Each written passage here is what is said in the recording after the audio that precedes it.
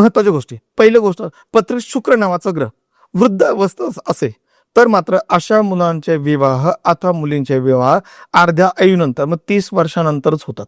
पत्रिकेतला शुक्र नावाचा ग्रह वृद्ध अवस्थेत आहे.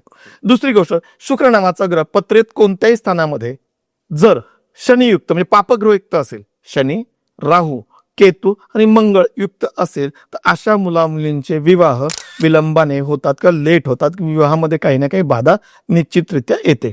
ओके सर, तुम्ही बोलले की शुक्र हा वृद्धावस्थेत असेल म्हणजे काय सर? जर ते कुंडलीच्या भाषेत थोडंसं टेक्निकल पण जर सांगायचं. आता उदाहरणार्थ एखाद्या व्यक्तीचं वय म्हणजे एखादा व्यक्ती जन्माला आलेला आहे, त्याचा काहीतरी ए नावाचा व्यक्ती आहे, तर तो बालावस्थेत आहे. जन्म झाल्यापासून आईचा मुलगा आहे तो बालावस्थेत आहे, तो पुढे कुमारावस्था होईल, युवावस्था होईल, वृद्ध किशोरावस्था होईल, नंतर वृद्धावस्था आणि मृतावस्था. ह्या ग्रहांच्या 6 अवस्था असतात आणि प्रत्येक अवस्थेनुसार त्यांची फळं मिळतात. आता वृद्ध अवस्था तर म्हातारा माझं लग्न होतं का?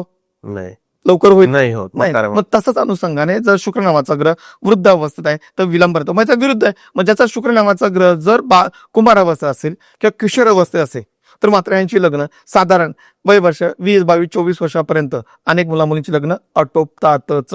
मग ज्याचा शुक्र नावाचा ग्रह बाल अवस्थेत आहे तर अगदी लवकर मग प्रेमविवाह वयाच्या अगदी 18-20 वर्षाच्या अगोदर प्रेमविवाह करतात. लग्नामध्ये 18 वर्ष पूर्ण झाले मुलीचे लग्न करून मोकळा होते किंवा मुलाचं 21 वर्ष पूर्ण झालं लग्न होऊन मोकळे होते. असे समाज आपण केसेस पाहतो. त्यांचा प्रकर्षण पाहिल्यानंतर त्यांचा शुक्र नावाचा ग्रह हा बाल अवस्थेत आढळलेला आहे किंवा रवी सोबत आहे. याला नीचभंग नावाचं एक म्हणतात, रवी सोबत आहे. म्हणून अशा गोष्टी ह्यांच्या आयुष्यात अति लवकर लग्न होतं किंवा उशीर लग्न होतं किंवा वेळेत लग्न होतं. पूर्ण व्हिडिओ बघण्यासाठी YouTube वर जाऊन बँटर विथ चेतन सर्च करा.